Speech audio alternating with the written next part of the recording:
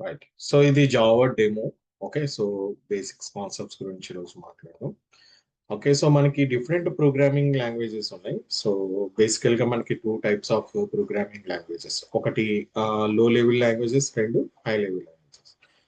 In the low level లాంగ్వేజెస్‌లో మనకి assembly language and binary languages ఉంటాయి. So ఇవి ప్యూర్‌గా మనకి బైనరీ ఫార్మాట్ మీద డిపెండ్ అయి ఉంటాయి. సో మనం ఏదైనా ఒక ఇన్‌స్ట్రక్షన్‌ని సిస్టమ్‌కి ఇవ్వాలంటే సో ఫస్ట్ మనం బైనరీ లాంగ్వేజ్ నేర్చుకొని దాన్ని అర్థం చేసుకొని సో దాంట్లో మన ఇన్స్ట్రక్షన్ రాసి సిస్టమ్కి ఇస్తే దాన్ని ప్రాసెస్ చేసి రెస్పాన్స్ అనేది ఇచ్చేది. సో అందుకే లాస్ట్ డేస్ లో చాలా తక్కువగా మనం సిస్టమ్స్ ని యూజ్ చేసేవాళ్ళం అండ్ ఇట్స్ వెరీ కాంప్లికేటెడ్ అనమాట. సో ఈచ్ అండ్ ఎవ్రీ చిన్న హలో అని ప్రింట్ చేయడం కూడా కాంప్లికేటెడ్ గా ఉండేది. సో రాను రాను తర్వాత ఏమైందంటే హై లెవెల్ ప్రోగ్రామింగ్ లాంగ్వేజ్ ని ఇంట్రడ్యూస్ చేసేది. ఓకే. సో బేసిక్ గా మనకి 2 లెవెల్స్ ఆఫ్ ప్రోగ్రామింగ్ లాంగ్వేజ్ ఉన్నాయి. ఒకటి లో లెవెల్. సో దీంట్లో మనకి assembly language and binary. And next వచ్చేసి హై లెవెల్ లాంగ్వేజ్. సో ఈ హై లెవెల్ లాంగ్వేజ్ ఇంట్రడ్యూస్ చేసిన తర్వాత సో దీంట్లో కూడా different type of programming languages ని ఇంట్రడ్యూస్ చేశారు. ఓకే. సో ఫస్ట్ వన్ వచ్చేసి మనకి బేసిక్ అన్నమాట. So basic programming language. So basic programming language. Okay. So basic programming language ఏమున్నాయి మనకి? సి ప్రోగ్రామింగ్ ఉంది, సి ప్లస్ ప్లస్ ఉంది, సి షార్ప్ ఉంది. ఓకే. సో నెక్స్ట్ జావా ఉంది, దెన్ పైథాన్ ఉంది. So etceteras. సో ఇవన్నీ కూడా మనకి బేసిక్ ప్రోగ్రామింగ్ లాంగ్వేజ్. సో దాని తర్వాత మళ్ళీ మనకి ఆబ్జెక్ట్ ఓరియంటెడ్ ప్రోగ్రామింగ్ లాంగ్వేజ్ ని ఇంట్రడ్యూస్ చేశారు. ఓకే. సో ఈ ప్రోగ్రామింగ్ లాంగ్వేజ్ ఏంటంటే హ్యూజ్ డేటాని హ్యాండిల్ చేయడం కోసం ఆబ్జెక్ట్ ఓరియంటెడ్ ప్రోగ్రామింగ్ లాంగ్వేజ్ ని ఇంట్రడ్యూస్ చేశారు. సో ఈ ఆబ్జెక్ట్ ఓరియంటెడ్ ప్రోగ్రామింగ్ లాంగ్వేజ్ లో మనం మెయిన్ గా చూసే ఏంటంటే జావా చూస్తాం. ఓకే. సో నెక్స్ట్ పైథాన్ చూస్తాం. ఓకే. సో ఇలాగా మనం pure object oriented programming language కూడా మనం చూస్తాం. ఓకే. సో తర్వాత వచ్చేసి స్క్రిప్టెడ్ ప్రోగ్రామింగ్ లాంగ్వేజ్ ఉంది. సో స్క్రిప్టెడ్ ప్రోగ్రామింగ్ లాంగ్వేజ్ లో మనకి జావా స్క్రిప్ట్ అని, విబి స్క్రిప్ట్ అని, టైప్ స్క్రిప్ట్ అని. Okay. So based on the scripted మీద ఈ ప్రోగ్రామింగ్ లాంగ్వేజ్ అని మనం చూస్తాం. ఓకే. సో తర్వాత స్పెషల్ ప్రోగ్రామింగ్ లాంగ్వేజ్. ఈ స్పెషల్ ప్రోగ్రామింగ్ లాంగ్వేజ్ ఏంటో మొబైల్ అప్లికేషన్స్ డెవలప్ చేయడానికి special programming language that is called Android. Okay. So ఇలాగ మనకి ఏంటంటే సో మెయిన్ గా 2 levels of programming language provide చేయడం జరిగింది. ఒకటి లో లెవెల్, రెండోది హై లెవెల్ అన్నమాట. సో లో లెవెల్ కంప్లీట్ గా మనకి బైనరీ ఫార్మాట్ మీద ఉంది. ఓకే. సో ఫస్ట్ మనం బైనరీ సిస్టమ్ ని అర్థం చేసుకుంటేనే కానీ ఇన్స్ట్రక్షన్స్ అనేవి రాసేవాళ్ళం కాదు. ఓకే. సో తర్వాత మనకి హై లెవెల్ ప్రోగ్రామింగ్. సో ఈ హై లెవెల్ ప్రోగ్రామింగ్స్ అన్ని కూడా ఎలాగే మనకి వర్క్ అవుతాయి. So compilers and interpreters. Compilers and interpreters base చేసుకొని ఈ హై లెవెల్ ప్రోగ్రామింగ్ లాంగ్వేజ్ అన్ని కూడా వర్క్ అవుతాయి. సో డిఫరెన్స్ ఏంటి కంపైలర్ అండ్ ఇంటర్ప్రిటర్స్? అసలు కంపైలర్స్ అంటే ఇంటర్ప్రిటర్స్ అంటే ఏం లేదు. సో మనం రాసే కోడ్ అంతా కూడా స్టేట్మెంట్స్ అన్ని కూడా ఎలా ఉంటాయి మనకి నార్మల్ ఇంగ్లీష్ లెటర్స్ లో ఉంటాయి, ఇంగ్లీష్ సెంటెన్స్ లో ఉంటాయి. ఓకే. సో ఇప్పుడు ఇది హ్యూమన్ లాంగ్వేజ్ అంటే is the human language. So ఈ హ్యూమన్ లాంగ్వేజ్ మన దేంట్లోకి మార్చాలి? మిషన్ లాంగ్వేజ్ అంటే బైనరీ ఫార్మాట్ లోకి మార్చాలి. 1010 లోకి మార్చాలి. ఓకే. సో ఇలా మార్చడానికి ఈ మీడియేటర్ అనే దాన్ని మనం యూజ్ చేస్తాం. That is called the compiler. So ఈ కంపైలర్ ఏం చేస్తుంది? హ్యూమన్ లో అంటే మనం నార్మల్ గా రాసిన ఇంగ్లీష్ కోడ్ ని బైనరీ ఫార్మాట్ లోకి ట్రాన్స్లేట్ చేస్తుంది. ఓకేనా? సో ఇలా చేయడానికి కంపైలర్ అనేది మనకి హెల్ప్ అవుతుంది. సో కంపైలర్ ఏం చేసి ఎట్ ఏ టైం ఈ ఫైల్ మొత్తాన్ని ట్రాన్స్లేట్ చేస్తుంది. ఓకే. సో ఫర్ ఎగ్జాంపుల్ మనం ఒక ఫైల్ క్రియేట్ చేసాం. సో ఫైల్ నేమ్ వచ్చేసి abc.java అనే ఫైల్ క్రియేట్ చేసాం. సో దీంట్లో మనం నార్మల్ ఇంగ్లీష్ స్టేట్మెంట్స్ అనేవి రాస్తాం. దీన్ని డైరెక్ట్ గా మన సిస్టమ్కి ఇచ్చామనుకోండి, ఈ సిస్టమ్కి ఇస్తే సిస్టమ్కి ఫైల్ ఏమో అర్థం కాదు. సో అందుకే ఏం చేస్తాం మనం ఫస్ట్ దీన్ని కంపైలేషన్ చేస్తాం. ఓకే. సో కంపైలేషన్ చేసినప్పుడు కంపైలర్ ఏం చేస్తుంది? ఒక ఆటో జనరేటెడ్ ఫైల్ క్రియేట్ చేస్తుంది. That is called abc.class file. abc.class file.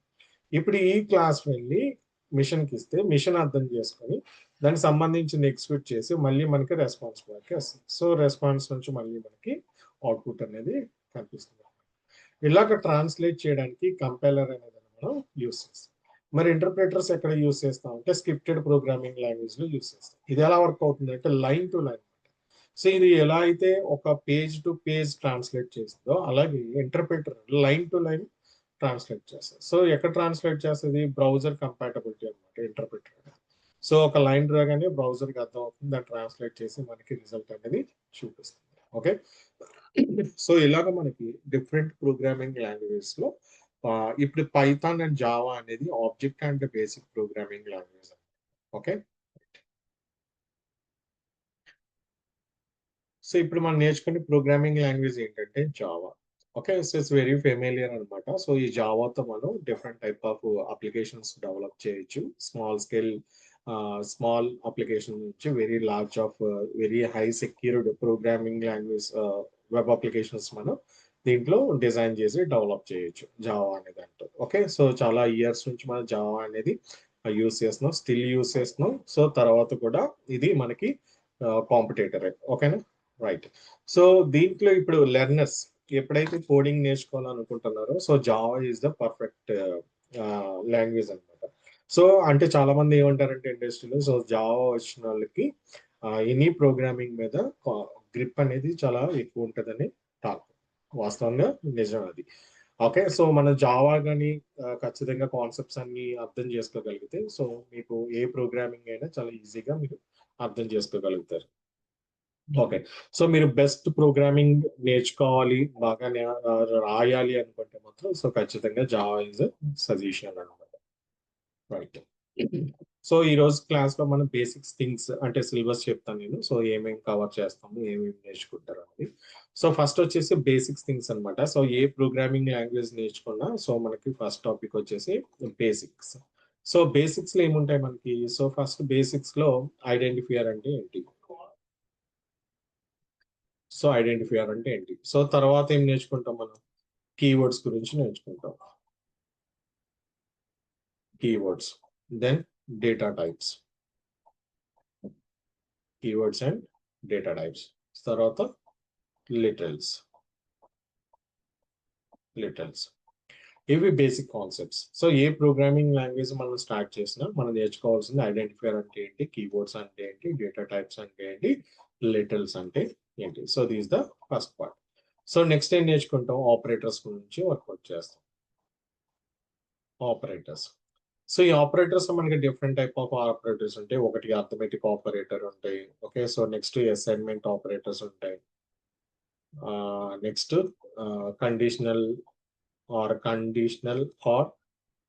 Comparison operators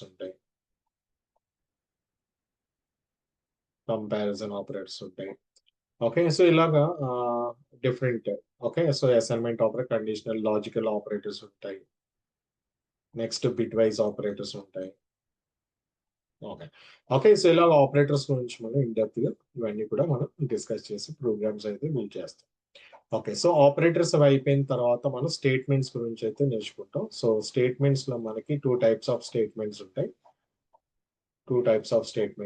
so first వచ్చేసి సెలక్షన్ స్టేట్మెంట్స్, తర్వాత iterator statements.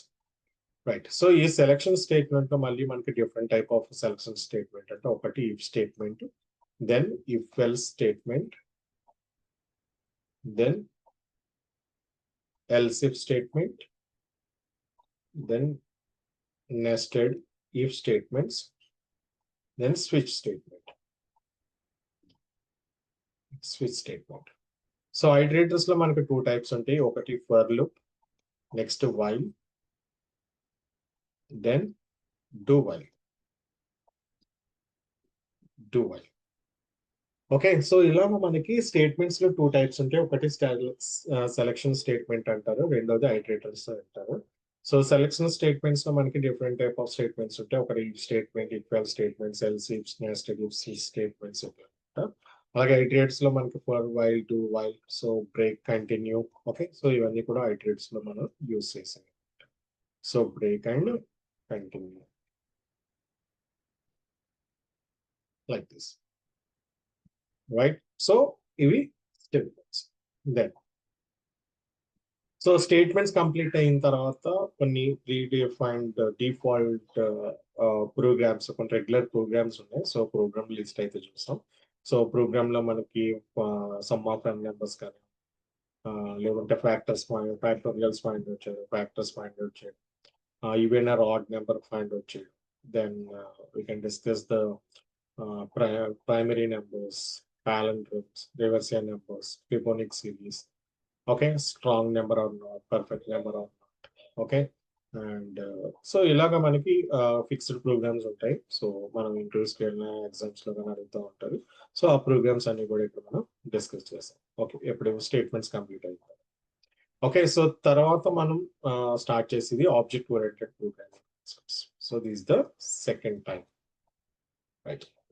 Oops concepts. So oops concept లో ఫస్ట్ మనం కవర్ చేసేది ఏంటంటే ఆబ్జెక్ట్ అంటే ఏంటి, నెక్స్ట్ క్లాస్ అంటే ఏంటి.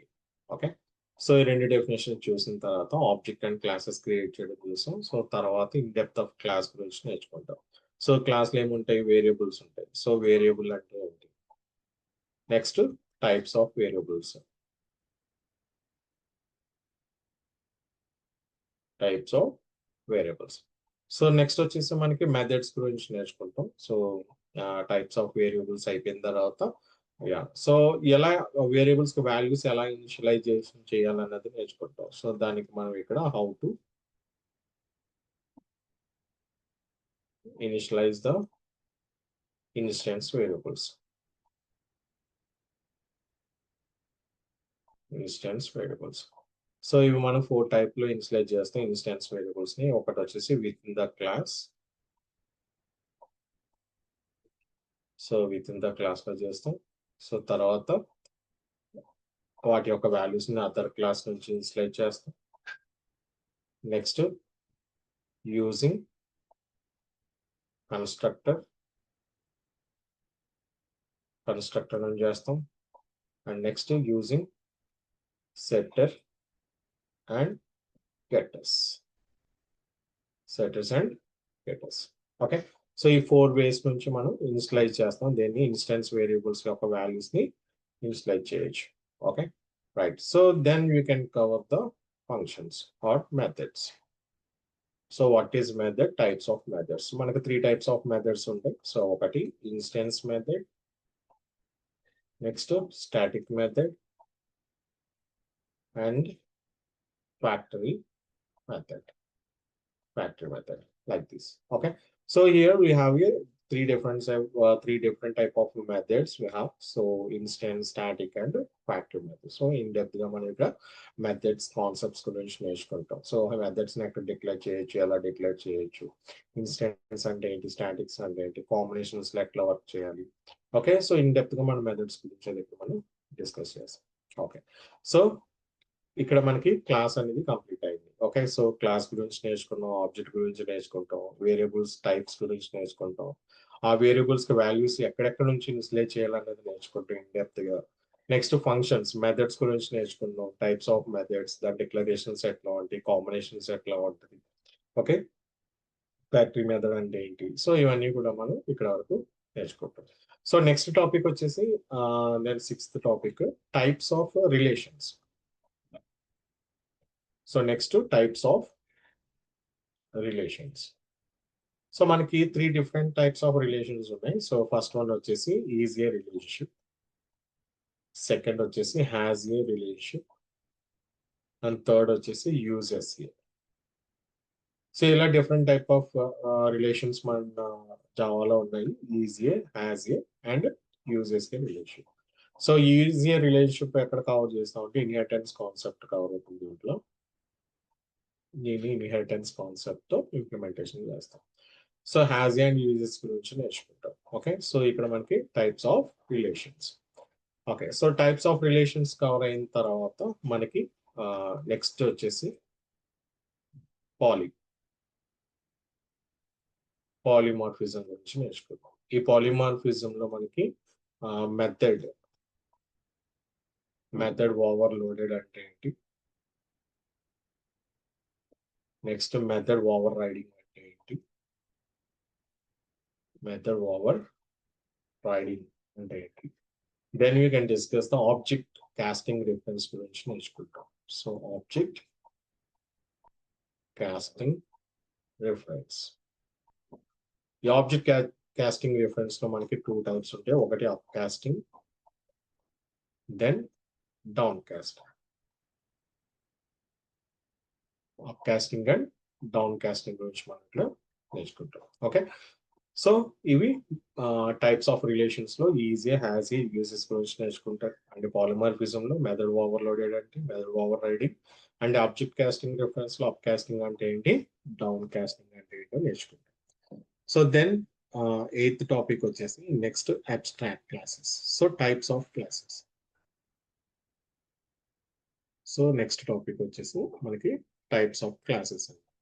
సో బేసిక్ గా మనకి 2 టైప్స్ ఆఫ్ క్లాసెస్ ఉంటాయి. సో ఒకటి వచ్చేసి కాంక్రీట్ క్లాస్ అంటారు, కాంక్రీట్ క్లాస్. సెకండ్ వచ్చేసి abstract class. Concrete class and abstract class. Okay, so 2 types of classes ఉంటాయి. ఓకే, సో వీటి గురించి మనం ఇన్ డీటెయిల్ గా డెప్త్ గా నేర్చుకుంటాం. కాంక్రీట్ క్లాస్ అంటే ఏంటి, abstract class, types of classes. Okay, so then we can discuss the next interfaces. What is interface? How you can define the interfaces? Okay, so interfaces గురించి నేర్చుకుంటాం. So తర్వాత packages, in cover the packages. Okay, so packages లో like encapsulation concept జావాలో మనకి packages తో implementation చేస్తాం. Encapsulation topic మనకి ఇక్కడ packages లో ఇంప్లిమెంటేషన్. సో ప్యాకేజ్ ఎట్లా క్రియేట్ చేయాలి, ప్రీ డిఫైన్ ప్యాకేజ్ అంటే ఏంటి, డిఫాల్ట్ యూజర్ డిఫైన్ ప్యాకేజ్ ఎట్లా క్రియేట్ చేసుకోవాలి, ఒక ప్యాకేజ్ ని ఇంకో ప్యాకేజ్ లోకి ఎలా కాల్ చేయాలి, సో ప్యాకేజెస్ ని ఎలా మెయింటైన్ చేయొచ్చు, ప్యాకేజ్ లో ఏముంటాయి. ఓకే, సో ఇవన్నీ కూడా మనం ప్యాకేజెస్ కాన్సెప్ట్ లో మనం నేర్చుకుంటాం. So then we can discuss the IO, input output. Okay, file management. So then we can discuss the exception handling, and finally you can discuss the multi-thread. That's it. Okay, so this is the concept. You can cover the Java. Okay, so then we can concentrate on DSA, so data structures and algorithms. In Java we can implement the collection topics. So especially we can discuss the DSA, data structures and algorithms, to implement the Java using collection topic అనమాట. So దీనిలో మీరు DSA లో కొంచెం strong అవుతారు. Okay, so DSA ని మనం జావాలో collections తోటి మనం ఇంప్లిమెంటేషన్ అయితే చేస్తాం. సో ఇక్కడ నేను DSA గురించి మీకు ఎక్స్ప్లెయిన్ చేస్తాను, డేటా స్ట్రక్చర్స్ అండ్ ఆల్గోరిథమ్స్. ఓకేనా, సో జావా మనం ఇచ్చే సిలబస్ ఇది. Clear? Any doubts anyone? So final గా మనం ప్రాజెక్ట్ వచ్చేసి పైథాన్ మీద చేస్తాం కాబట్టి, సో దీంట్లో మీకు JDBC, సర్వ్లెట్స్ అండ్ JSP చేయను. Okay, so then I can cover the Python లో మీకు క్లాస్ కానీ Django కానీ ఉంటుంది. సో ఆ ఫ్రేమ్వర్క్ యూజ్ చేసి మీరు ప్రాజెక్ట్ అయితే ఫైనల్ ప్రాజెక్ట్ అయితే ఇంప్లిమెంటేషన్ చేస్తారు. Okay, so just you have to learn how you can write the Java. So Java is very important. So because of మనం ఏ ఇంటర్వ్యూస్కి వెళ్ళినా, so first they are asking the Java questions. So right no also. Okay, so మనం ఏ ఇంటర్వ్యూకి వెళ్ళినా Java క్వశ్చన్లు అడుగుతూ ఉంటారు. సో మీరు జావాలో టాపిక్స్ అన్ని స్ట్రాంగ్ గా ఉంటే then we can answer the Python questions also. So because of these two are related, right? So syntax లో డిఫరెన్స్ ఉంటుంది తప్ప, సో కాన్సెప్ట్ లో మనకి ఎక్కడ డిఫరెన్స్ ఉండదు. సో జావాలో ఏవైతే కాన్సెప్ట్స్ ఉన్నాయో, సో ఇవే కాన్సెప్ట్స్ మనకి పైథాన్ లో కూడా కనిపిస్తూనే ఉంటాయి. Okay, so first we need to understanding the programming concepts. So then you can implement it in any languages. You can choose any language. Okay, మీరు జావాలో ఇంప్లిమెంటేషన్ చేయొచ్చు, లేదు అంటే పైథాన్ లో కూడా మీరు వీటిని ఇంప్లిమెంటేషన్ అయితే చేయొచ్చు. క్లియరా? Any doubts anyone?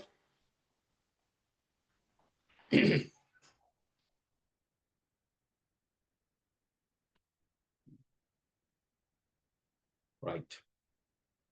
So today we can discuss the basic thing like this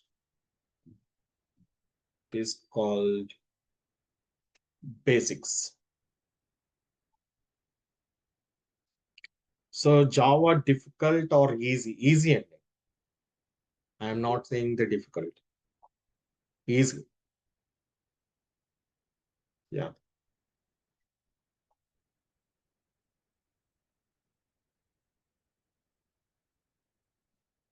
right. Okay. So ఈ మైండ్‌లో అనుకోవాలి. So Java easy. నేను నేర్చుకోవాలి. జావా ఈజీ అని మీరు అనుకోవాలి. ఓకేనా? యెస్. అలా అనుకుంటే మనం నేర్చుకోగలుగుతాం.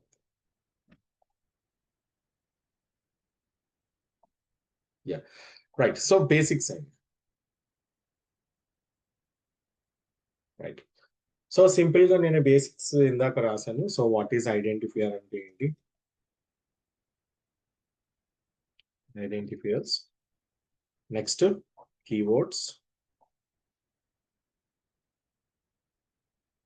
Then data types. Okay. So first identifier అంటే ఏంటి? కీవర్డ్స్ అంటే డేటా టైప్స్ అంటే చూద్దాం. ఓకే. రైట్. నేను కొన్ని స్టేట్మెంట్స్ రాస్తాను. సో దాని నుంచి మీరు చెప్పొచ్చు. ఓకే. సో ఫర్ ఎగ్జాంపుల్ నేను ఇంట్ age equal to for example 23 అని ఇచ్చాను.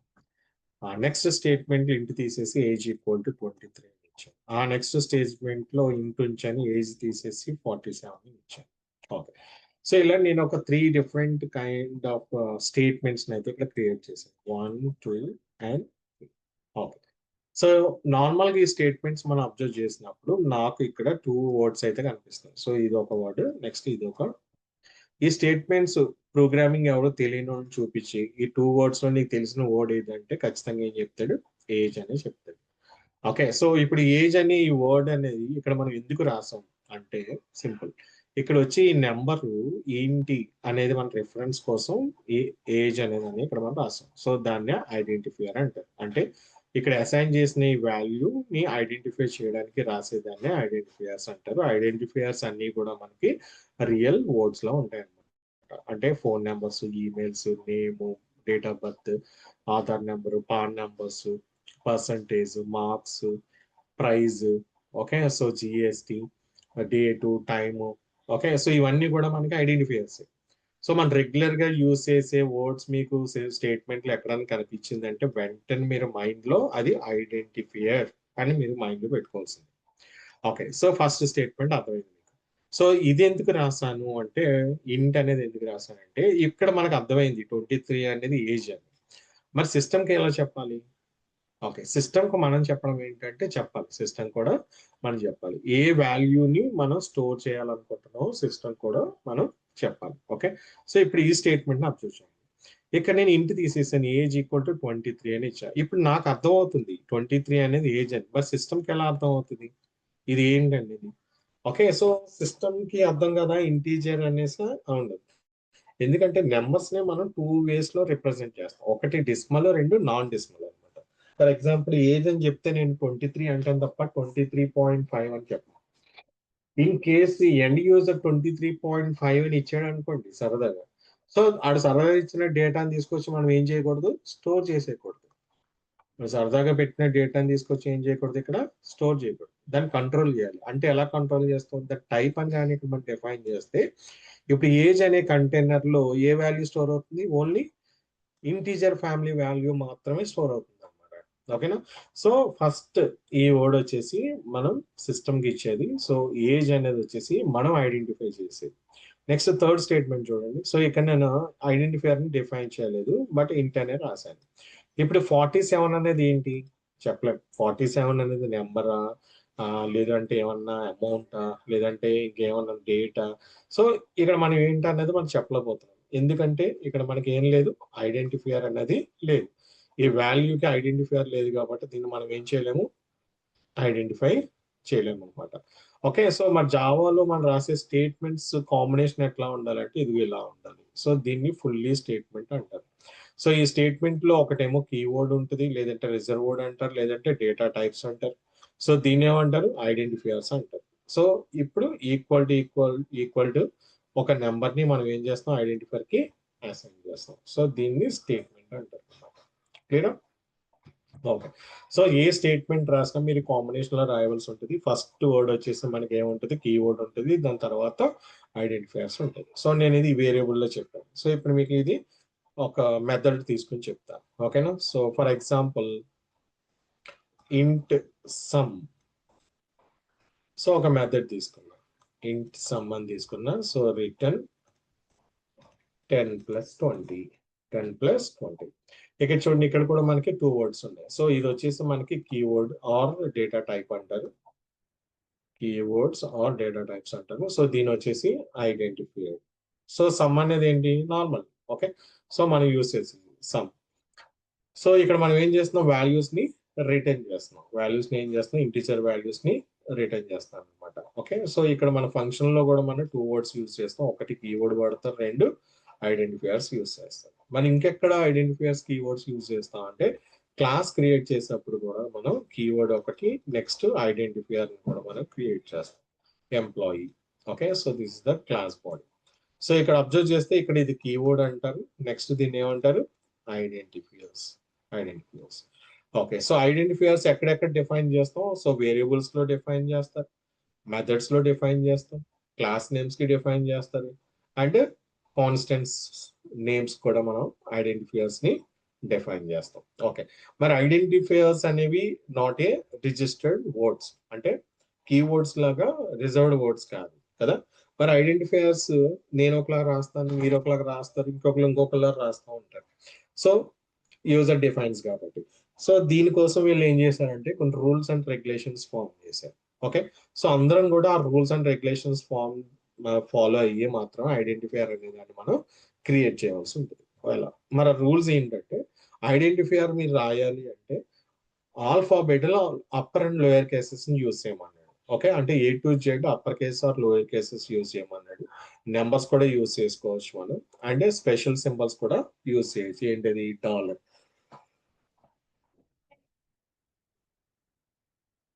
డాలర్ అండ్ అండర్ స్కోర్ ని రెండు మనం యూజ్ చేయొచ్చు. ఓకే. ఇవి తప్ప మిగతా ఏమి మనం యూజ్ చేయకూడదు. అంటే ఏంటి, హ్యాష్ సింబల్స్ కానీ, ఓకే, ప్రొడక్ట్ సింబల్స్ కానీ, less than greater than symbols కానీ, ఇలాంటి ఏమి యూజ్ చేయకూడదు. సో ఫస్ట్ కండిషన్ ఏంటి, మనకి ఆల్ఫాబెట్స్ యూజ్ చేయొచ్చు. ఆల్ఫాబెట్స్ లో upper cases and lower cases use చేయొచ్చు. నెక్స్ట్ మనకి నెంబర్స్, న్యూమరిక్ నెంబర్స్ యూజ్ చేయొచ్చు. 0 to 9 వాడుకోవచ్చు. సో ఏబిసి కాంబినేషన్ లో మీరు A to Z వాడవచ్చు, upper cases and small letters use చేయొచ్చు. 0 to 9 యూజ్ చేయొచ్చు. Dollar and under score symbols మీరు యూజ్ చేయొచ్చు. సో ఇవి తప్ప వేరే సింబల్స్ కానీ వేరే ఏవి కూడా మనం ఐడెంటిఫైయర్ క్రియేట్ చేయడానికి యూజ్ చేయకూడదు. ఓకే. నెక్స్ట్ కండిషన్ ఏంటంటే, so first letter must be characters ఉండాలి. ఫస్ట్ ఏం ఉండాలి, క్యారెక్టర్స్ ఉండాలని చెప్తున్నాడు. ఓకే. సో మీరు A to Z తీసుకోండి, అప్పర్ తీసుకోండి, లోయర్ తీసుకోండి, 0 to 9 కాంబినేషన్ రాయండి, డాలర్ అండర్ స్కోర్ కూడా యూజ్ చేయండి. But first character must be ఏం ఉండాలి, మనకి ఆల్ఫాబెట్ అయితే ఉండాలి. సో దీంట్లో మనకి వ్యాలిడ్ ఐడెంటిఫైయర్స్ ఉంటాయి, ఇన్వాలిడ్ ఐడెంటిఫైయర్స్ మనం క్రియేట్ చేస్తూ ఉంటాం. అది వ్యాలిడ్ ఇన్వాలిడ్ అని ఎలా చెప్తాం అంటే, సో ఈ బేస్డ్ ఆన్ ద రూల్స్ మనం ఫాలో అవుతే మనం వ్యాలిడ్ క్రియేట్ చేసామా ఇన్వాలిడ్ క్రియేట్ చేసామా అనేది అర్థం అవుతుంది అనమాట. ఓకే. నేను ఒకటి రాసి చూపిస్తాను, వ్యాలిడ్ ఏంటి ఇన్వాలిడ్ ఏంటో చెప్పండి. So for example underscore age 23 = 14 అని ఇచ్చాను. సో ఇది valid invalid. So next age underscore 23 = 24 అని ఇచ్చాను. Okay. So next age 23 underscore 12 అని ఇచ్చాను. ఓకే. సో ఇప్పుడు 3 స్టేట్మెంట్స్ లో వ్యాలిడ్ స్టేట్మెంట్ ఏది, second one sir. Second one. మరి థర్డ్,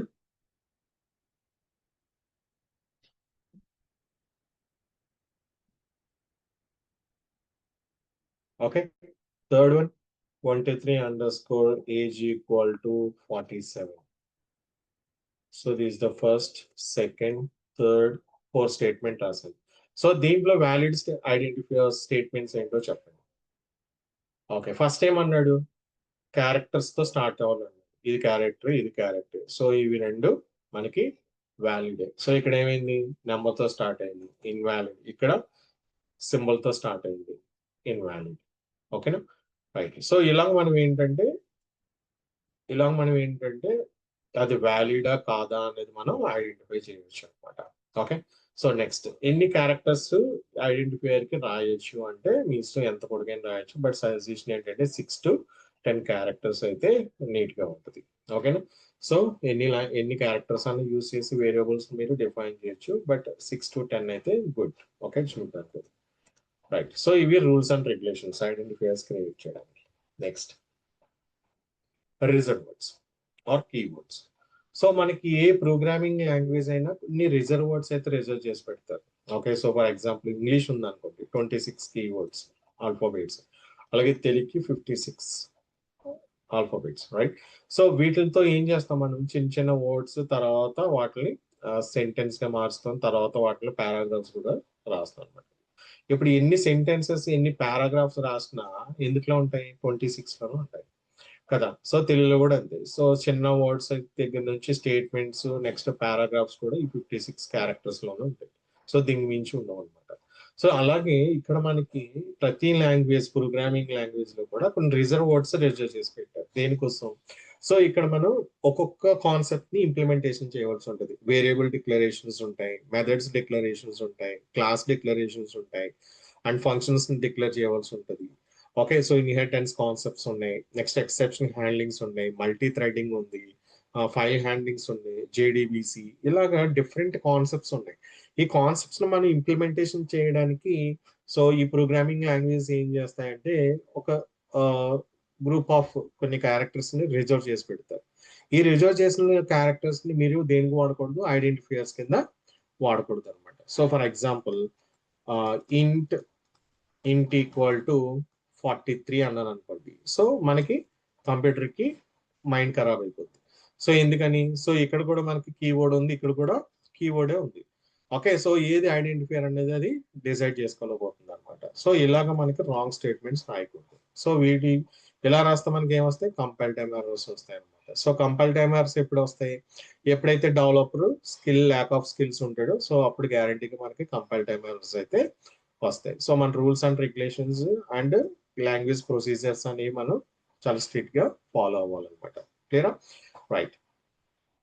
సో ఇలాగా మనకి రిజర్వ్ వర్డ్స్ ఒక్కొక్క ఏరియాకి కొన్ని కొన్ని కీస్ మనం యూస్ చేస్తాం. So for example exception handling ఉంది అనుకోండి, ట్రై అనే కీవర్డ్ యూస్ చేస్తాం. ఓకే, సో తర్వాత ఎక్సెప్షన్ అనే ఒక కీవర్డ్ ని యూస్ చేస్తాం. ఓకే, నెక్స్ట్ ఫైనల్ అనే ఒక కీవర్డ్ చూస్తాం, ఫైనలీ అనే ఒక కీవర్డ్ ని యూస్ చేస్తాం. సో ఇవన్నీ కూడా మనకి ఎక్సెప్షన్ హ్యాండిల్ చేయడం కోసం. ఓకే, సో అలాగే మనకి క్లాస్ క్రియేట్ చేయాలనుకోండి, సో క్లాస్ అనే కీవర్డ్ యూస్ చేస్తారు, నెక్స్ట్ అబ్స్ట్రాక్ట్ అనే కీవర్డ్ యూస్ చేస్తాం. ఓకే, సో ఇలాగా ఒక్కొక్క ఏరియాకి మనం ఇంప్లిమెంటేషన్ చేయడానికి కొన్ని రిజర్వ్ వర్డ్స్ అయితే రిజర్వ్ స్పేస్ ఉన్నాయి. సో వాటిలో మనం యూస్ చేస్తాం. స్టేట్మెంట్స్ ఉన్నాయనుకోండి, ఇఫ్ అనే కీవర్డ్ యూస్ చేస్తాం, తర్వాత ఇఫ్ ఎల్స్ అనే keyword use, else if. Okay, so ఇవన్నీ కీవర్డ్స్, స్విచ్ స్టేట్మెంట్ కానివ్వండి, ట్రై, బ్లాక్, క్యాచ్, కంటిన్యూ, ఇవన్నీ కూడా ఈ మనం ప్రోగ్రామ్ అయ్యే టైంకి జావాలో ఉన్న కీస్ అన్నిటి గురించి కూడా మనం డిస్కస్ అయితే చేస్తాం. ఓకేనా, సో ఇవన్నిటిని కీవర్డ్స్ అంటారు అండ్ రిజర్వర్డ్స్ అని కూడా అంటారు. ఓకే, నెక్స్ట్ డేటా టైప్స్ అంటే ఏంటి, what is data types, what is the use of data type. Data యొక్క టైప్ ఏంటో చెప్పే వాటిని ఏమంటారు, డేటా టైప్స్ అంటారు. ఓకే, సో ఫర్ ఎగ్జాంపుల్ మన డేటాని డిఫరెంట్ వేస్ లో మనం రిప్రజెంట్ చేస్తాం. ఏంటవి, నెంబర్స్ లో రిప్రజెంట్ చేస్తాం. ఈ నెంబర్స్ లోనే మనం 2 వేస్ లో మనం రిప్రజెంట్ చేస్తాం. ఒకటి డెసిమల్, రెండు నాన్ డెసిమల్స్. మ్యాథమెటికల్ గా ఒకటి decimal and next non decimal values. So decimal values ఎలా ఉంటాయి, డాట్ ఆపరేటర్ తో ఉంటాయి. సో నాన్ డెసిమల్ ఎలా ఉంటాయి, ప్లెయిన్ గా ఉంటాయి, అంతే కదా. సో 0.0 లేదంటే 0.25 ఇట్లా రిప్రజెంట్ చేస్తాం. సో నాన్ డెసిమల్ అంటే ఏంటి, 0 to 9 ఉంటాయి. ఓకే, సో దీన్ని ప్రోగ్రామాటికల్ గా, సో డెసిమల్ వాల్యూస్ ని ఫ్లోట్ అనే ఫ్యామిలీతో రిప్రజెంట్ చేస్తాం, నాన్ డెసిమల్ ని ఇంటీజర్ అనే ఫ్యామిలీతో మనం ఇక్కడ డిస్కస్ చేస్తాం. ఓకేనా, సో నెంబర్స్ మనకి 2 టైప్స్ లో మనం రిప్రజెంట్ చేస్తాం కాబట్టి, సో ప్రోగ్రామ్ లో కూడా మనకి 2 టైప్స్ వేరియేట్ చేసి చెప్పారు. సో ఒకటి ఫ్లోట్ అంటే డెసిమల్ వాల్యూస్ ని మనం ఐడెంటిఫై చేయడం, సో నాన్ డెసిమల్ వాల్యూస్ ని అసైన్ చేయాలంటే ఇంటీజర్ వాల్యూస్ అంటారు అనమాట. Okay, right. So first integer family గురించి చూద్దాం. సో ఇంటీజర్ ఫ్యామిలీలో స్టార్టింగ్ వచ్చేసి మనకి ఏంటంటే షార్ట్ అనమాట. Okay, so first byte. So మనకి 1 బైట్ ఈక్వల్ టు ఎన్ని బిట్స్? 1 బైట్ ఈక్వల్ టు ఎన్ని బిట్స్? స్పీడ్ గా చెప్పాలి. 1 బైట్ ఈక్వల్ టు ఎన్ని బిట్స్? ఎన్ని? 1 byte. 1 byte equal to, Harshit చెప్పాలి. 1 బైట్ ఈక్వల్ టు 8 బిట్స్ అండి. 1 బైట్ ఈక్వల్ టు ఎన్ని bits? 4 bits, 8 bits? Chat box లో టైప్ చేయండి. 1 బైట్ ఈక్వల్ టు ఎన్ని bits? How many bits? So చాలా మంది ఏంటంటే మనం ఇక్కడ స్కిప్ చేస్తాం ఈ టాపిక్ ని, కానీ ఇట్స్ వెరీ ఇంపార్టెంట్.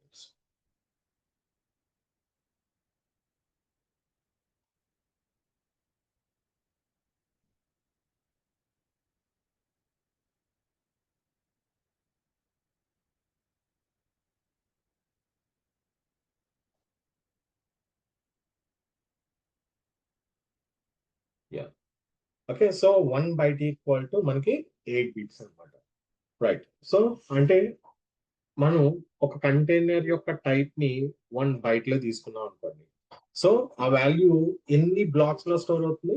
8 బిట్స్, అంటే 0 to 7, 8 బ్లాక్స్ లో ఉంటది అనమాట. సో ఫర్ ఎగ్జాంపుల్ నేను ఒక ఏజ్ ఏజ్ అనే దాన్ని రిప్రజెంట్ చేయాలనుకుంటున్నాను. ఓకే, సో ఏజ్ వచ్చేసి 23.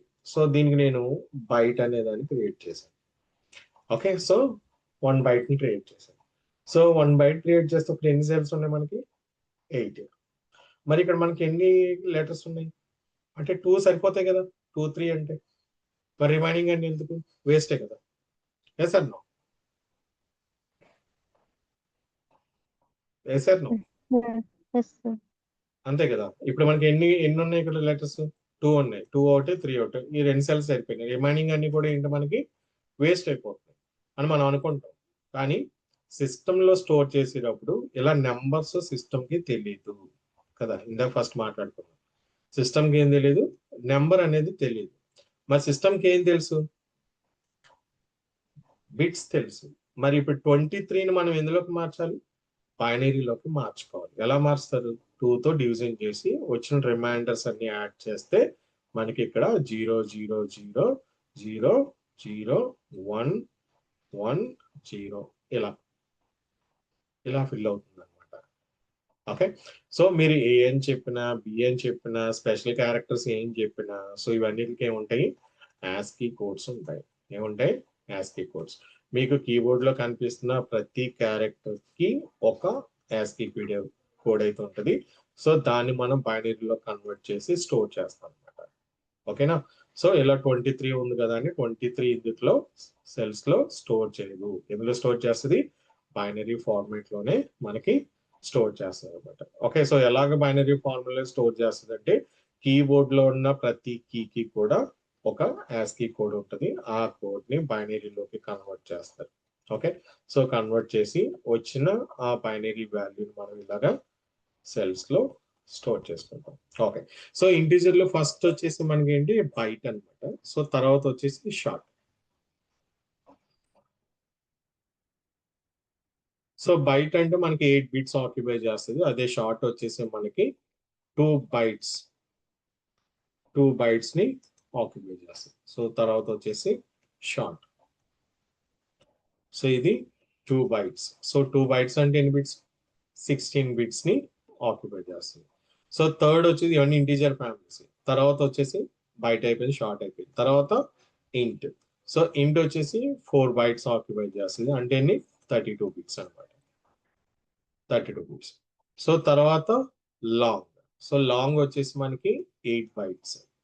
సో 8 బైట్స్ అంటే 6 to 4 బిట్స్ మనం ఇక్కడ ఆక్యుపై చేయొచ్చు. Okay, so based on the content, based on the data. So based on the data బట్టి దాని యొక్క సైజెస్ అని మనం ఏం చేయొచ్చు? ఇక్కడ రిప్రజెంట్ చేయొచ్చు. సో అంటే ఇంటీజర్ కి సంబంధించిన వాల్యూస్ ని మనం 4 వేస్ లో రిప్రజెంట్ చేస్తాం. ఒకటి byte, short, int and long. So byte లో మనకి 1 byte equal to 8 bits occupy చేస్తుంది. అదే షార్ట్ లో మనకి 2 bytes equal to 16 bits. And int వచ్చేసి 4 bytes 32 bits అండ్ లాంగ్ వచ్చేసి 8 bytes 64 bits అనమాట. Clear? Right. Next float family. So మన ఫ్లోట్ ని 2 ways లో రిప్రజెంట్ చేస్తాం. ఒకటి ఫ్లోట్, రెండు డబుల్ అనమాట. సో ఫ్లోట్ కి వచ్చేసి 4 bytes. Occupy the 4 bytes. So 4 bytes అంటే ఎన్ని bits? 64 bits, right? So next double అనమాట. సో డబుల్ వచ్చేసి మనకి 8 bytes. 8 bytes. సారీ, ఇది 32 bit, ఇది 64 bit. ఓకే. సో ఇలాగా అంటే డెసిమల్ వాల్యూస్ ని రిప్రజెంట్ చేయడానికి ఫ్లోట్ తీసుకుంటాం. నెక్స్ట్ వచ్చేసి దానికంటే కొంచెం పెద్ద వాల్యూ తీసుకోవాలంటే డబుల్ అనే దాన్ని తీసుకుంటాం అనమాట. ఓకే. సో ఇలాగా మనకి ఇంటీజర్ అండ్ ఫ్లోట్ రిప్రజెంట్ చేయడానికి ఈ డిఫరెంట్ కంటైనర్స్ అయితే మనం యూస్ చేస్తాం. Okay. So next data type వచ్చేసి characters.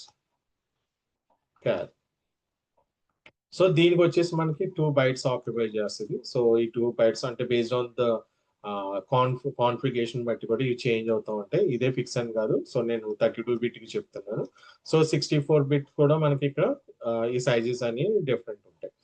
Okay. So character 2 bytes occupy చేస్తుంది. ఓకే. సో తర్వాత వచ్చేసి బులియన్. సో బులియన్ కి వచ్చేసి 0 bytes ఆక్యుపై చేస్తుంది. బులియన్ కి వచ్చేసి మనకి ఏంటి 0 bytes, ఎందుకంటే మనకి ట్రూ ఆర్ ఫాల్స్ ఉంటాయి.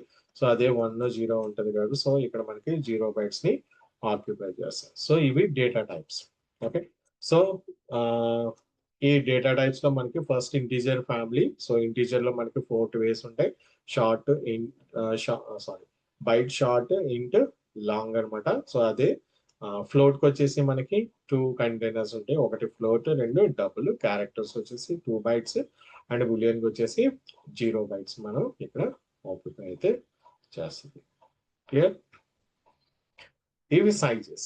సో వీటికి మళ్ళీ రేంజెస్ కూడా ఉంటాయి. Okay. So this the range tab, ఒక టేప్ లా ఉంటుంది అనమాట. ఓకే. సో ఇవి positive symbols and negative symbols ఉంటాయి. సో ఇది పాజిటివ్ ఏరియా అంటారు, ఇది నెగిటివ్ ఏరియాస్ అంటారు. ఓకే. సో ఇది 0 నుంచి ఇక్కడికి 127. సో ఇక్కడ నుంచి అప్ టు 256. సో ఇట్లాగా మనకి రిప్రజెంట్ చేస్తారు. ఓకే. సో ఈ రేంజ్ ఏంటంటే ఫర్ ఎగ్జాంపుల్ నేను ఒక ఇంట్ ఎక్స్ ఈక్వల్ టు +100 అనేది. ఇప్పుడు ఈ వాల్యూని ఈ టేప్ లో మనం స్టోర్ చేయాలి. ఎక్కడ స్టోర్ చేస్తాం? సైన్డ్ అండ్ అన్సైన్డ్ సింబల్స్ అంటారు. Signed and unsigned. సో ఇప్పుడు ఈ statement signed statement, unsigned statement. Signed, ఏ సైన్ ఇది? Plus sign. So plus area ఎక్కడ ఉంది? ఇక్కడ వరకు ఉంది. పాజిటివ్ ఏరియా ఎక్కడ ఉంది? ఇక్కడ వరకు ఉంది. సో ఇప్పుడు ఈ 100 అనేది పర్టికులర్ గా ఈ పొజిషన్ లో మనకి స్టోర్ అవుతుంది. ఓకే. సో ఇంకోటి రాస్తుంది. So into for example y equal to -200 అన్న. ఇప్పుడు -200 అంటే ఎక్కడ స్టోర్ అయింది? ఇక్కడ స్టోర్ అయింది. -200 అంటే ఇక్కడ స్టోర్ అయింది. ఓకే. సో ఫర్ ఎగ్జాంపుల్ ఇంకోటి రాస్తాను. సో z ఈక్వల్ టు 400 అన్న. z equal to 400. ఇప్పుడు ఇది ఎక్కడ స్టోర్ అవుతుంది? అన్సైన్డ్. నేను ప్లస్ ఇవ్వలేదు, మైనస్ ఇవ్వలేదు. ఎక్కడ స్టోర్ అవుతుందంటే ఎక్కడ ఖాళీ ఉంటే అక్కడ స్టోర్ అవుతుంది. ఇక్కడ ఖాళీ ఉందా? ఇక్కడ స్టోర్ అయిపోతుంది 400. ఇక్కడ ఖాళీ ఉందా? ఇక్కడ స్టోర్ అవుతుంది. అన్సైన్డ్ అనమాట. ఓకే. సో వీటిని సైన్డ్ అండ్ అన్సైన్డ్ వాల్యూస్ అంటారు. క్లియర్?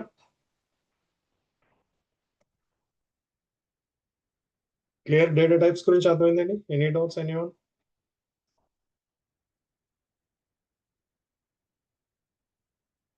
సార్ సైన్డ్ అన్సైన్డ్ ఎప్పుడు యూస్ చేస్తాం సార్ యాక్చువల్లీ?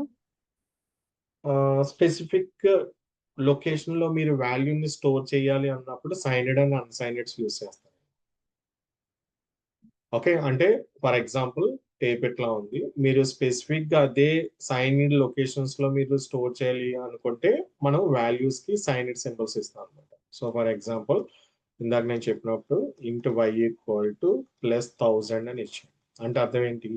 సో స్పెసిఫిక్ గా పాజిటివ్ ఏరియాలో మాత్రమే దీన్ని మనం స్టోర్ చేయగలుగుతాం. ఇలా. ఓకే. క్లియర్? ఆ సైన్ పెట్టకపోతే ఎక్కడన్నా స్టోర్ అవ్వచ్చా సార్? ఇది అన్సైన్డ్ అనుకోండి. సో పాజిటివ్ గా నెగిటివ్ ఏరియాస్ లో ఎక్కడైనా స్టోర్ అవుతుంది. ఎక్కడ ప్లేస్ ఖాళీ ఉంటే అక్కడ ప్లేస్ లో ఖాళీ అవుతుంది. స్టోర్ అవుతుంది. ఓకేనండి. సార్ సైన్ మెన్షన్ చేయకపోతే అది పాజిటివ్ వాల్యూ కదా సార్ తీసుకునేది. అది మనకు అర్థం అవుతుందండి. సిస్టమ్ ఎలా డిజైన్ చేశారంటే ప్లస్ అంటే సైన్, మైనస్ అంటే సైన్ అనమాట. మనం ఆ స్పెసిఫిక్ సింబల్ అని కానీ యాడ్ చేస్తే ఆ ఏరియాలోనే యాడ్ అవుతుంది. ఇది ఈ ఏరియాలోనే యాడ్ అవుతుంది. మీరు ఏ సింబల్ ఇవ్వలేదు అనుకోండి, సో ఫర్ ఎగ్జాంపుల్ ఇక్కడ 200 అని పెట్టారనుకోండి, సింబల్ లేనట్టు అంటే దాని ఇష్టం, ఎక్కడైనా చేయొచ్చు, ఎక్కడైనా చేయొచ్చు. మనం స్పెసిఫై చేయలేదు కదా, పాజిటివ్ లో చేయాలా, నెగిటివ్ లో చేయాలా. ఓకేనండి, అర్థమైందా? ఓకే. అండ్ మీకు అర్థమైందా? Yes sir. Yeah. సార్ ఇప్పుడు ఇంటీజర్స్ కి అదే బైట్ వాల్యూస్ అవి చెప్పారు కదా సార్, షార్ట్ కి అయితే 2 బైట్స్ అని చెప్పేసి. Hmm.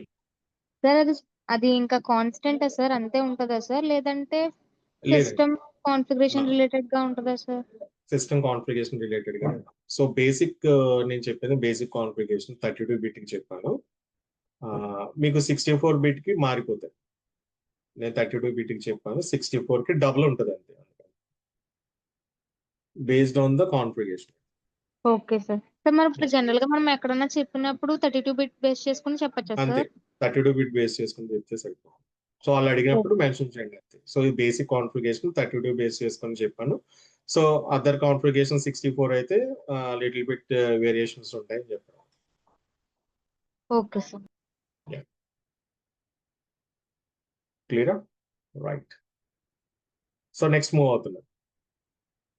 Okay, so identifiers, keywords and data types గురించి మనం బేసిక్స్ అయితే డిస్కస్ చేసాం. Okay right. So basics things అన్ని డిస్కస్ చేసాం. ఓకే, సో మరి ఈ ప్రోగ్రామ్స్ అన్ని కూడా మనం ఎక్కడ రాయాలి? మరి జావా సెటప్ ఎట్లా ఉంటుంది? ఓకే, జావా సింటాక్స్ ఎట్లా ఉంటుంది ఒకసారి డిస్కస్ చేద్దాం. ఓకే, జావా యొక్క సింటాక్స్.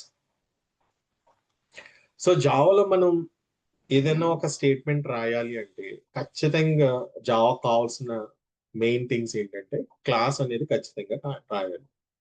ఓకే, సో క్లాస్, దాని తర్వాత స్పేస్ ఇచ్చి క్లాస్ నేమ్ అయితే డిఫైన్ చేయాలి. తర్వాత క్లాస్ బాడీని ఓపెన్ అండ్ క్లోజ్ చేయాలి. క్లాస్ బాడీని ఓపెన్ అండ్ క్లోజ్. ఓకే, జాగ్రత్త వినండి. ఓకే, సో దిస్ ఇస్ ఇక్కడ రాసిన వెంటనే మీరు ఏంటంటే కోడ్ లో ఉన్న ఐడెంటిఫైయర్స్, కీవర్డ్స్ ని ఐడెంటిఫై చేయాలి. ఇప్పుడు క్లాస్ అనేది కీవర్డ్, టెస్ట్ అనేది ఏంటి ఇక్కడ మనకి ఐడెంటిఫైయర్. దీన్ని open and close curly brackets ని క్లాస్ బాడీ అంటారు. దీన్ని ఏమంటారు? Class body. So this the main syntax, అంటే దిస్ ద రూట్ అనమాట, మెయిన్. ఓకే, సో నెక్స్ట్ ఏం చేస్తామంటే ఈ క్లాస్ బాడీలో మెయిన్ మెథడ్ అనేది important. Main, so main function అనేది ఇంపార్టెంట్. ఎప్పుడు ఈ మెయిన్ ఫంక్షన్ ఇంపార్టెంట్ అంటే మీరు ఇక్కడ రాసిన స్టేట్మెంట్స్ రన్ చేయాలి అనుకుంటే, రన్ చేయడం అంటే ఏంటి, అవుట్పుట్ కావాలి అనుకుంటే ఈ మెయిన్ ఫంక్షన్ అనేది కావాలి. మీరు రాసిన స్టేట్మెంట్స్ అవుట్పుట్ కావాలి, లేదా డీబీలోకి ఇన్సెట్ చేయాలి, లేదంటే వాల్యూని చూపించాలి. ఇలాంటప్పుడు మనకి రన్ టైం కావాలి కాబట్టి మెయిన్ మెథడ్ కావాలి. లేదు నేను ఇన్స్ట్రక్షన్ రాసేసి కంపైల్ చేసి సేవ్ చేస్తాను అనుకుంటే మెయిన్ మెథడ్ అవసరం ఉండదు. మెయిన్ మెథడ్ ఎప్పుడు మీరు ప్రింట్ చేయాలన్నా, లేదా చూపించాలన్నా, లేదంటే డీబీలోకి పుష్ చేయాలన్నా, లేదంటే ఫైల్లోకి పుష్ చేయాలన్నా మెయిన్ మెథడ్ అనేది ఖచ్చితంగా రాయాలి. సో ఇంటర్వ్యూ క్వశ్చన్ లో అడుగుతారు, వితౌట్ మెయిన్ మెథడ్ తో క్లాస్ క్రియేట్ చేయొచ్చా, కంపైల్ చేయొచ్చా? చేయొచ్చు. ఓకేనా? సో దాన్ని ఏమంటారు?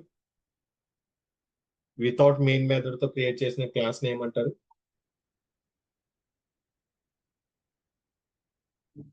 వితౌట్ మెయిన్ మెథడ్ తో క్రియేట్ చేసిన క్లాస్ ని ఏమంటారు? ఐడియా ఉందా ఎవరికన్నా?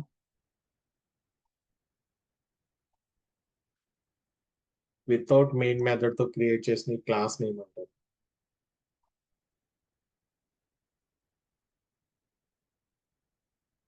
బాయిలర్ కోడ్ అంటారు. నేను ఏమంటారు? Boiler code. ఓకే, సో ఇక్కడ మనకి మెయిన్ మెథడ్ లేకపోయినా డాట్ క్లాస్ ఫైల్ అనేది క్రియేట్ అవుతుంది, కానీ రన్ అవుతుంది. డాట్ క్లాస్ ఫైల్ ఎప్పుడు క్రియేట్ అవుతుంది? కంపైలేషన్ అయినప్పుడు క్రియేట్ అవుతుంది. కంపైలేషన్ అయిపోయిన తర్వాత డాట్ క్లాస్ ఫైల్ క్రియేట్ అవుతుంది తప్ప ఈ ఫైల్ మనం ఏం చేయలేదు, రన్ చేయలేము. ఎందుకు రన్ చేయలేము? ఈ క్లాస్ లో ఏం లేదు, మెయిన్ మెథడ్ లేదు కాబట్టి రన్ చేయలేము. ఓకేనా? రైట్. సింటాక్స్. సో నేను క్లాస్ క్రియేట్ చేసిన. So class test is the class body, open and close. Next, public static, public static void, కింద రాస్తాను main string args,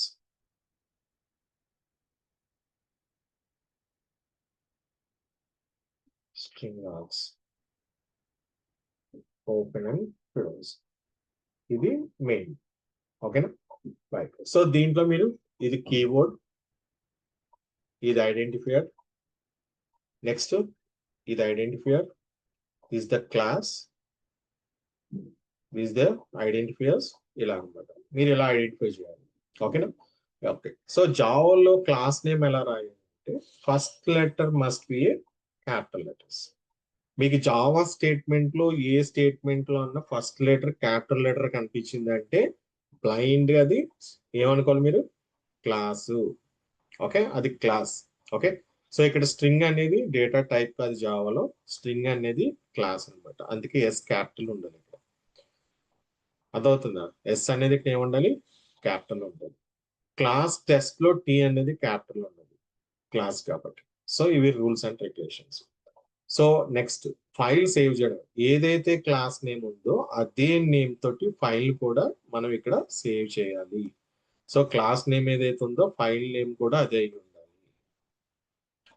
class name ఏదైతే ఉందో ఫైల్ నేమ్ కూడా అదే ఉండాలి. సెకండ్ రూల్ మళ్ళీ చెప్తాను. సో క్లాస్ క్రియేట్ చేయడానికి క్లాస్ అని కీవర్డ్ వాడాలి, తర్వాత ఐడెంటిఫైయర్ క్రియేట్ చేయాలి. Class name must first letter must be A upper case ఉండాలి. మీరు జావాలో ఏ స్టేట్మెంట్ లో అయినా ఎక్కడన్నా మీరు వర్డ్ లో ఫస్ట్ లెటర్ క్యాపిటల్ లెటర్ కనిపించిందంటే అది క్లాస్ కింద ఫిక్స్ అయిపోవచ్చు. నెక్స్ట్ మనకి హలో అనే ఒక స్టేట్మెంట్ ప్రింట్ అవ్వాలి అంటే నాకు మెయిన్ మెథడ్ కావాలి కాబట్టి పబ్లిక్ స్టాటిక్ వైడ్ మెయిన్ అని మెయిన్ మెథడ్ తీసుకున్నా. ఈ మెయిన్ మెథడ్ లో నేను ఆర్గ్యుమెంట్స్ పాస్ చేస్తాను, అదే system dot out dot print line. Okay, so this is the basic structure అన్నమాట. ఓకే, సో ఇది మనం జావాలో రాసే ప్రోగ్రామ్ యొక్క స్ట్రక్చర్. మీరు ఏది రాయాలన్నా జావాలో క్లాస్ అయితే ఖచ్చితంగా క్రియేట్ చేసేయాలి. మీరు వేరియబుల్ డిక్లేర్ చేసిన, ఫంక్షన్స్ క్లియర్ చేసిన, ఇంకా ఫర్దర్ గా నేర్చుకునే ఏ స్టేట్మెంట్స్ అయినా, కంట్రోల్ స్టేట్మెంట్స్ అయినా, ఫర్ లూప్స్ అయినా, ఫర్దర్ గా వచ్చి ఇన్హెరిటెన్స్, పాలిమార్ఫిస్, ఎక్సెప్షన్, మల్టీ థ్రెడింగ్, ఏ కాన్సెప్ట్ వచ్చినా class. So purely it's depending the object oriented programming language. Everything you should be a object. Clear? Yes or no?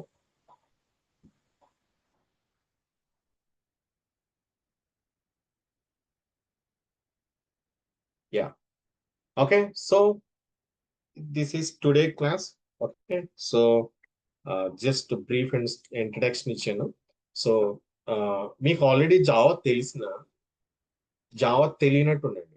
నేను ఏం చెప్తున్నానో just అది blind గా ఫాలో అవ్వండి. ఓకే, సో జాగ్రత్త కాన్సెప్ట్స్ అన్ని వినండి, చాలా నీట్ గా కాన్సెప్ట్స్ అన్ని అర్థం అవుతాయి. మన దగ్గర స్పెషల్ ఏంటంటే జావా స్టార్టింగ్ నుంచి ఎండింగ్ వరకు మీకు అంత కనెక్టింగ్ వేలో ఉంటుంది. ఓకే, సో మధ్యలో ఎక్కడైనా ఒక క్లాస్ డ్రాప్ అయ్యారంటే కనెక్షన్ తెగిపోద్ది.